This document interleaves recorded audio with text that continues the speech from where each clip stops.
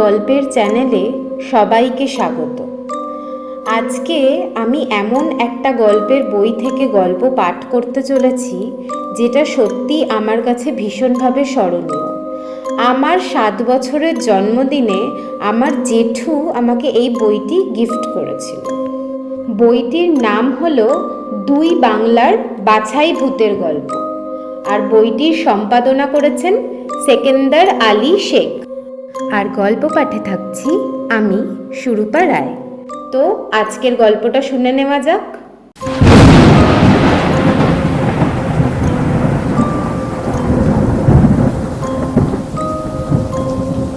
আজকের গল্প ভৌতিক খুন, প্রভাত কুমার মুখোপাধ্যায়। সুশান্ত রাধাপুর বেড়াতে গিয়েছিল মাসির বাড়ি। ও কলকাতার ছেলে, 4th ইয়ারের ছাত্র। গ্রীষ্মের ছুটিটা রাধাপুরে কাটাবে স্থির করে এসেছে। রাধাপুর আজ পাড়াগা। খোড়ো ঘর, ক্ষেত খামার, পুকুর, ডোবা, বন জঙ্গলের পরিবেশে রাধাপুর শান্ত মনোরম। সেদিন বৈকালে মাসির ছেলে কুণালের সঙ্গে সুশান্ত গ্রাম ছাড়িয়ে অনেক দূরে শালবনের ধারে পর্যন্ত বেড়াতে চলে গিয়েছিল। ফিরতি পথে অর্ধেক রাস্তা অতিক্রম করতে না করতেই সন্ধে পার হয়ে রাতের জমাট অন্ধকার ঘনিয়ে এলো। আকাশে শুক্লপক্ষের সপ্তমী তিথির বাঁকা চাঁদ, আবছা জ্যোৎস্নায় পথ প্রান্তর বন জঙ্গল স্বপ্নময়। সুশান্ত বলল, রাতের এমন দৃশ্য আমাদের কলকাতায় কল্পনাই করা যায় না। সত্যি পল্লীগ্রাম বড় শান্তির জায়গা।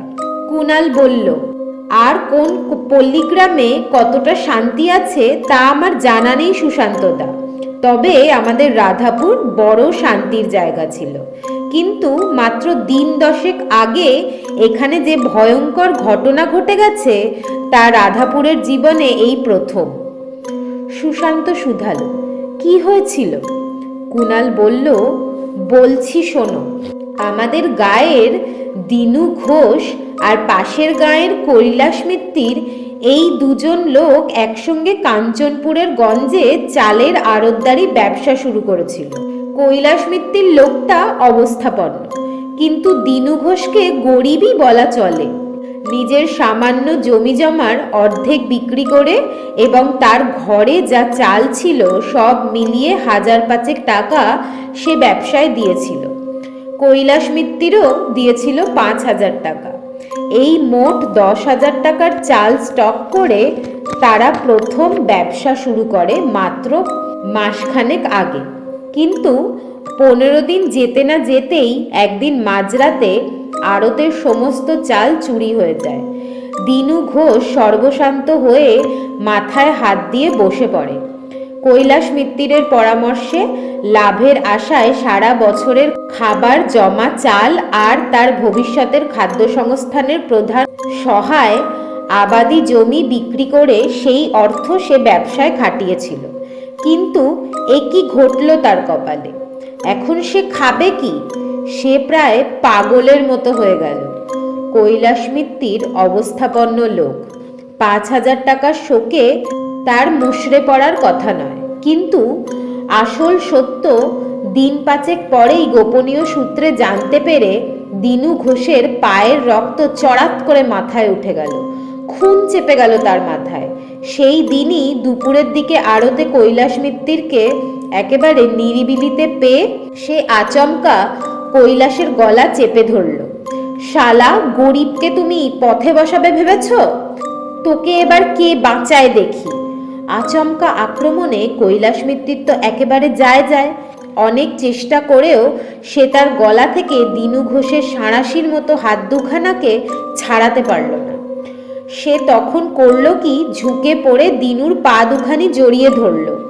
তার বাঁচবার আকুল মিনতিতে দিনু ঘোষের মাথায় ওঠা রক্ত আবার পায়ের দিকে নামতে শুরু করলো। তার হাতের বজ্রমুষ্টি শিথিল হলো। কৈলাস মিত্তির ছাড়া পেয়ে গোঙাতে গোঙাতে বলল, আমাকে ক্ষমা করো ভাই, আমি আবার সমস্ত চাল আড়তে জমা করছি। দিনু ঘোষ বলল, না, আমি 5000 টাকার নগদ ফেরত চাই, 1 মাসের সুদ সমেত। বেশ, তাই হবে ভাই। কাল সন্ধ্যের মধ্যেই তোমাকে সমস্ত টাকা ফেরত দেব। কিন্তু ভাই, এই সব কথা যেন কাউকে বলো না। যা হওয়ার তা হয়ে গেছে। আমি তোমার কাছে মাপ চাইছি, কথা দিচ্ছি আমি আমার পাপের প্রায়শ্চিত্ত স্বরূপ তোমাকে মোট 6,000 টাকা দেব। এরপর দিনু ঘোষ বাড়ি ফিরে আসে। 1,000 টাকা বেশি পাবে শুনে তার মন বেশ খুশি খুশি। ঘটনাটা সে আর কাউকে না বললেও সে তার বউকে না বলে থাকতে পারেনি। বাড়িতে পা দিয়েই বউকে সব বলেছিল। পরে ওর বউয়ের মুখ থেকে গাঁয়ের সকলে কথা জানতে পারে। কিন্তু দিনুকে আর টাকা ফেরত পেতে হলো না। সেদিন রাত্রেই খুন হয়ে গেল সে।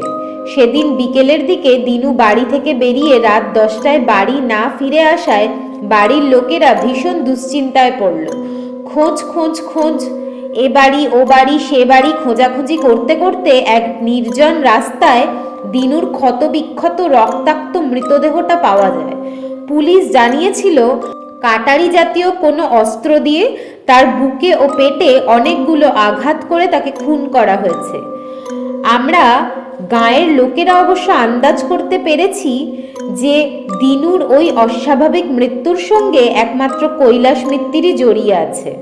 কিন্তু প্রমাণের অভাবে কিছু করা যাচ্ছে না। এই পর্যন্ত বলে কুণাল থামল। সুশান্ত শুধু বলল, অর্থই অনর্থের মূল। গাঁয়ের সীমানার মধ্যে প্রবেশ করে একটু অগ্রসর হওয়ার পরই ডান দিকের একটা সরু পথ দেখিয়ে কুণাল বলল, ওই রাস্তাটার মধ্যে দিনু ঘোষের মৃতদেহটা পাওয়া গিয়েছিল সুশান্তদা। সুশান্ত চেয়ে দেখল রাস্তাটার যতখানি দেখা যাচ্ছে দুপাশে শুধু গুল্মের ঝোপঝাড়। ঘরের একটা চালাও নজরে পড়ছে না। মৃদু জ্যোৎস্নার আলো রাস্তাটাকে অত্যন্ত রহস্যজনক বলে মনে হচ্ছে সুশান্তর চোখে। আরে ওটা কি? সুশান্ত বেশ দেখতে পাচ্ছে একটা লোক যেন শুয়ে রয়েছে রাস্তাটার ওপর। কুণাল শুধালো, কি দেখছো সুশান্তদা? সুশান্ত বলল, ওই যে রাস্তার ওপর একটা লোক শুয়ে রয়েছে না? কে ও? কেন লোকটা শুয়ে রয়েছে রাস্তার ওপর? কুণাল বলল, কই, কোথায়, কে শুয়ে রয়েছে? ওই তো রাস্তার ওপরে শুয়ে রয়েছে একটা লোক। কানা নাকি তুই? দেখি তো কি ব্যাপার। সুশান্ত হন হন করে এগিয়ে যেতে লাগলো। কুণাল তো হতভম্ব। জ্যোৎস্নার আলোয় শুকনো মাটির রাস্তাটা খুব স্পষ্টই দেখা যাচ্ছে। সাদা দেখাচ্ছে। খানিকটা ইটের টুকরো পড়ে থাকলেও তা নজরে আসতো। এমন ক্ষেত্রে একটা লোক শুয়ে রয়েছে তা কুণাল দেখতে পাচ্ছে না? কেবল সুশান্তই দেখতে পাচ্ছে? এটা সম্ভবত কথা। তবে এটাও ঠিক যে কুণাল রাস্তায় কিছু দেখতে পাচ্ছে না। এটা যেমন সত্য, তেমনি সুশান্তও নিশ্চয়ই কিছু একটা দেখতে পেয়ে ওইদিকে যাচ্ছে, এটাও তেমনই সত্য। কুণাল কেমন যেন ঘাবড়ে গিয়ে গলায় বেশ একটু জোর দিয়ে বলল, ও সুশান্তদা, কোথায় যাচ্ছ? রাস্তার ওপর কিছুই তো নেই। রাস্তায় লোক শুয়ে থাকলে আমি দেখতে পেতাম না? হ্যাঁ রে, ওই তো শুয়ে রয়েছে। সুশান্ত রাস্তায় শুয়ে থাকা লোকটার নিকটবর্তী হতেই লোকটা ধড়মড় করে উঠে দাঁড়িয়ে সুশান্তর দিকে পিছন রেখে সরু রাস্তাটা ধরে সামনের দিকে তাড়াতাড়ি হাঁটতে লাগলো। লোকটার মুখ চোখ কিছুই দেখতে পেল না সুশান্ত। পরনে তার রয়েছে হাঁটুর ওপরে পরা ধুতি আর গেঞ্জি। সুশান্ত ডাকলো, ও মশাই শুনুন। কিন্তু মশাই না শুনে, না পিছনে ফিরে তাকিয়ে রাস্তা ধরে তেমনি এগিয়ে চলল। কুণাল ততক্ষণে সুশান্তর কাছে এসে গেছে। শুধালো, কাকে ডাকছো সুশান্তদা? ওই তো লোকটাকে। ওই লোকটাই তো শুয়েছিল। আমি কাছে আসতেই উঠে চলে যাচ্ছে, ডাকলেও সাড়া দিচ্ছে না। লোকটা কে এবং কি ব্যাপার আমাকে জানতেই হচ্ছে। ও মশাই শুনুন শুনুন। ডাকতে ডাকতে সুশান্ত ওর দিকে দৌড়ালো। কুণাল ভয় পেয়ে গেল এই অস্বাভাবিক ঘটনায়। সুশান্তদার মাথাটা কি হঠাৎ খারাপ হয়ে গেল?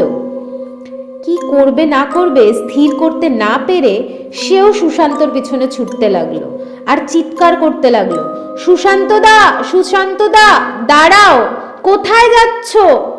কিন্তু সুশান্ত এত জোরে ছুটছে যে ওর সঙ্গে নাগাল পাওয়া তো দূরের কথা, কুণালের সঙ্গে ওর ফারাক ক্রমশই বাড়তে লাগলো। ওই রাস্তাটা পার হয়ে ফাঁকা মাঠের মধ্যে পড়তেই কুণাল দেখতে পেল সুশান্ত মুখ থুবড়ে পড়ে রয়েছে রুক্ষ মাটির ওপর। সুশান্ত অচৈতন্য, জ্ঞান নেই। একটু তফাতেই একটা ডোবা ছিল, সেখান থেকে আজলা ভরে জল এনে ছিটিয়ে দিল সুশান্তর মুখে চোখে। একটু পরে সুশান্ত উঠে বসলো, তাকালো কুণালের মুখের দিকে। কুণাল শুধালো, ছুটতে ছুটতে পড়ে গেলে তো? বুকে খুব জোর লেগেছে বোধহয়। সুশান্ত কোনো উত্তর না দিয়ে উঠে দাঁড়ালো। হতবুদ্ধির মতো ফ্যালফ্যালে চোখে এদিক ওদিক তাকাতে লাগলো। কুণাল ভয়ে পেয়ে তার কাঁধ ধরে একটা ঝাঁকানি দিয়ে বলল, কি সুশান্ত দা, কথা বলছো না যে? কি হয়েছে তোমার? কোথাও খুব লেগেছে কি? সুশান্ত তবু নিরুত্তর। কুণাল বুঝলো সুশান্তর কিছু একটা হয়েছে, কিন্তু কি হয়েছে তা বুঝতে পারছে না। বলল, এসো সুশান্ত দা, বাড়ি যাবে এসো। সুশান্ত এবারও কোনো কথা বলল না বটে, কিন্তু তার পিছু পিছু চলতে লাগলো। কুণাল বারবার তার সঙ্গে নানা কথা বলে, নানা প্রশ্ন করে, তাকে কথা বলাবার চেষ্টা করতে লাগলো। অনেকবার চেষ্টার ফলে শুধু দাঁত মুখ খিচিয়ে সুশান্ত বলেছিল, কে সুশান্ত? আমি দিনু ঘোষ, কৈলাস মিত্তিরকে খুন করতে চাই। যদি পারিস তো একটা ছোড়া দে আমাকে। শুনে কুণাল ভীষণ চমকে উঠল। মনে হলো এক্ষুনি ছুটে পালিয়ে যায় সুশান্তর কাছ থেকে। মনে হলো বটে, কিন্তু পারল না। সে সুশান্তকে সঙ্গে নিয়ে বাড়ি এসে হাজির হলো। মা বাবাকে সে পথের কোনো কথাই তখন বলল না, শুধু বলল সুশান্তদা রাস্তায় পড়ে গিয়েছিল, বোধহয় কোথাও খুব লেগেছে, কথাবার্তা বলছে না, বিছানায় শুইয়ে দেওয়াই ভালো কথা। কুণালের মা অত্যন্ত উৎকণ্ঠিত হয়ে তাড়াতাড়ি এগিয়ে সুশান্তর কাছে গেল। কি হয়েছে তোমার সুশান্ত? বলে সুশান্তর গায়ে হাত দিয়ে তিনি চমকে উঠলেন। ও মা, জ্বরে গা পুড়ে যাচ্ছে, যাও যাও শিগগির গিয়ে শুয়ে পড়ো গে। কুণাল, ওকে নিয়ে যা, কাল সকালে ডাক্তার খবর দিতে হবে। আমি থার্মোমিটার নিয়ে আসি। থার্মোমিটারে দেখা গেল 104 ডিগ্রি জ্বর। কপালে জলপট্টি ও হাওয়া দিতে আধ ঘন্টার মধ্যেই জ্বরটা নেমে গিয়ে 100 ডিগ্রিতে দাঁড়ালো। সকলের দুর্ভাবনাটা অনেকটা কমলো। কুণালের মা এক গ্লাস দুধ এনে দিয়ে বললেন, দুধটুকু খেয়ে নাও, দরজায় খিল দিয়ে দাও, আমরা তো পাশের ঘরেই থাকবো, রাতে দরকার হলে আমাদের ডেকো। সুশান্ত শুধু ঘাড় নাড়ল। কুণালের মা বেরিয়ে গেল। সে বিছানা ছেড়ে উঠে দরজায় খিল এঁটে আবার শুয়ে পড়ল। দুধ মুখে দিল না। এই ঘরটা সুশান্তর একার জন্যেই ছেড়ে দেওয়া হয়েছে। পরদিন বেলা 8টা বেজে যেতেও সুশান্তর ঘুম ভাঙছে না দেখে কুণাল দরজায় ধাক্কা দিতে লাগলো। একটু পর খিল খুলে দিল সুশান্ত। বলল, ইস, কত বেলা হয়ে গেছে, এতক্ষণ ডাকিসনি কেন আমাকে? সুশান্তর কথায় আনন্দের আতিশয্যে উচ্ছ্বসিত হয়ে উঠল কুণাল। সে আবার সেই আগের সুশান্তদাকে দেখতে পাচ্ছে। বলল, তোমার শরীর খারাপ হয়েছিল, সেই জন্যই আর ডাকিনি। আবার সুশান্ত হাসি মুখে বলল, আমার আবার শরীর খারাপ হলো কখন? তুই স্বপ্ন দেখছিস নাকি? কুণাল ও ব্যাপারে আর কথা বলল না, কিন্তু সেই সময় সুশান্তর বিছানার দিকে তার নজর যাওয়ায় সে একটু চমকে উঠল। সুশান্তদা, ওটা কি তোমার বিছানায়? কোনটা? ওই যে কাটারিটা এলো কি করে তোমার বিছানায়? সুশান্ত ও কুণাল দুজনেই বিছানার দিকে এগিয়ে গেল।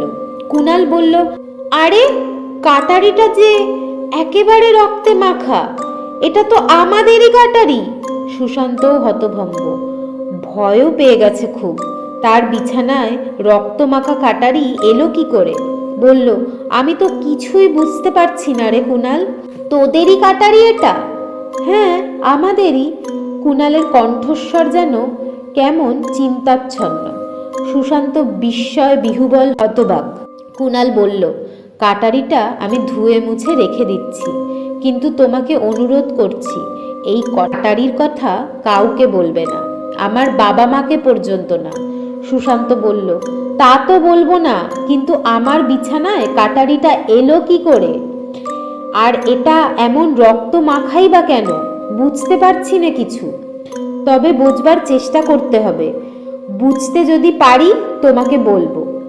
চাটা খেয়ে নাও, বাজার থেকে একটু ঘুরে আসি। সুশান্তকে নিয়ে রাস্তায় বেরোতেই যে খবরটা আশঙ্কা করেছিল কুণাল, সেই খবরটা তার কানে এসে গেল। গতকাল রাতে কোনো এক অজ্ঞাত আততায়ীর হাতে খুন হয়েছে পাশের গ্রামের কৈলাস মিত্তির। বুকে ও পেটে 4-5টা অস্ত্রাঘাত করে তাকে হত্যা করা হয়েছে। কুণাল বুঝল সে অস্ত্রই তাদের কাটারিটা ছাড়া আর কিচ্ছু নয়।